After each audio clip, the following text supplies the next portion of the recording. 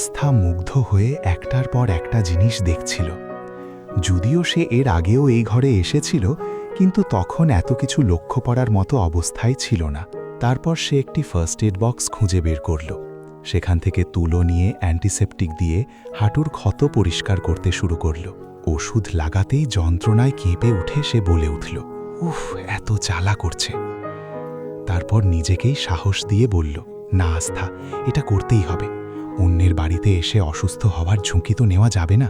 ক্ষত ভালোভাবে পরিষ্কার করার পর সে সেখানে অ্যান্টিসেপটিক মলম লাগিয়ে ব্যান্ডেজ বেঁধে দিল। পায়ে ওষুধ লাগিয়ে ব্যান্ডেজ করার পর আস্থা নিজের লোয়ারটি হাঁটু পর্যন্ত গুটিয়ে নিল, কিন্তু ততক্ষণে তাতে রক্তের দাগ লেগে গিয়েছিল, যা স্পষ্ট দেখা যাচ্ছিল। আস্থা নিজের মনেই বলল, এখন এই দাগ নিয়ে আর ভাবিস না আস্থা, এবার ঘুমিয়ে পড়, সবকিছু ভুলে যা। সারাদিনের ক্লান্তিতে সে আর বেশিক্ষণ জেগে থাকতে পারল না। কিছুক্ষণের মধ্যেই গভীর ঘুমে তলিয়ে গেল। রাত 2টো নাগাদ আরমান আবার সিংহানিয়া ম্যানশনে ফিরে এলো। ঘরে ঢুকেই সবার আগে তার চোখ পড়ল আস্থার ওপর। পুরো ঘর অন্ধকার ছিল, শুধু একটি মৃদু আলো জ্বলছিল, আর সেই আলোয় আস্থার মুখটা স্পষ্ট দেখা যাচ্ছিল। কিন্তু আস্থার মুখ দেখা মাত্রই আরমানের মন ঘৃণায় ভরে উঠল। সে কোনো কথা না বলে সোজা বাথরুমে চলে গেল, কারণ তার হাত, জামা কাপড় সবখানেই রক্ত লেগেছিল। কিছুক্ষণ পরে গোসল সেরে যখন সে বাথরুম থেকে বেরোতে যাচ্ছিল, তখন হঠাৎ তার চোখ বাথরুমের এক কোণের মেঝেতে পড়ল। সেখানে রক্তের দাগ ছিল। আরমান বিস্ময়ে বিড়বিড় করে বলল, আমি তো ওইদিকে যাইনি, তাহলে এখানে রক্ত এলো কোথা থেকে? হঠাৎ তার মনে পড়ল, এখান থেকে বেরোনোর আগে সে আস্থাকে ধাক্কা দিয়েছিল।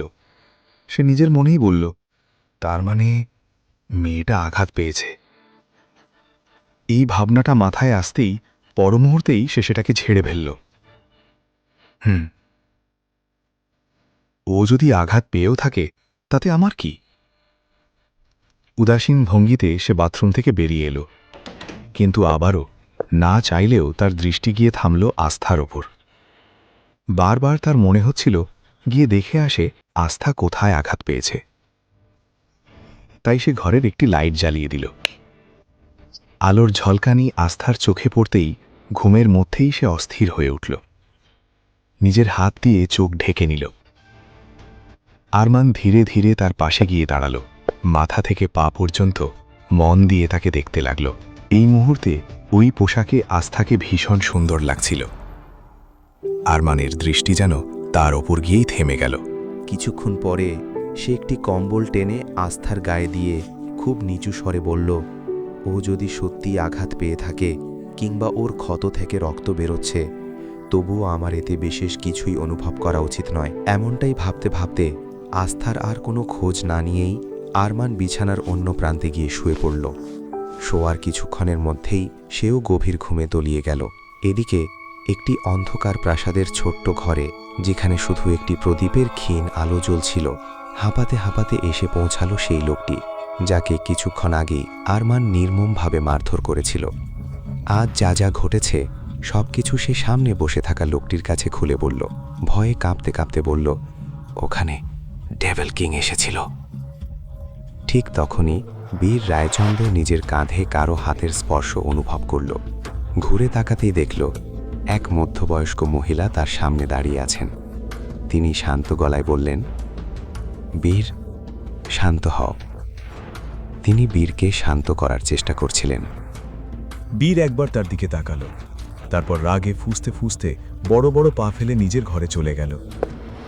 ঘরে ঢুকেই সে ভাঙচুর শুরু করে দিল। চিৎকার করে বলতে লাগলো, ডেভিল কিং, আমি তোমাকে কোনো দামেই ছাড়ব না। এত সহজে তোমাকে জিততে দেব না, কখনোই না, কোনো দিনও না। এ কথা বলেই বীর রায়চন্দ্র নিজের ফোন তুলে কাউকে কল করল। কঠোর স্বরে আদেশ দিল, খুঁজে বের করো এই ডেভিল কিং কোন গর্তে লুকিয়ে আছে।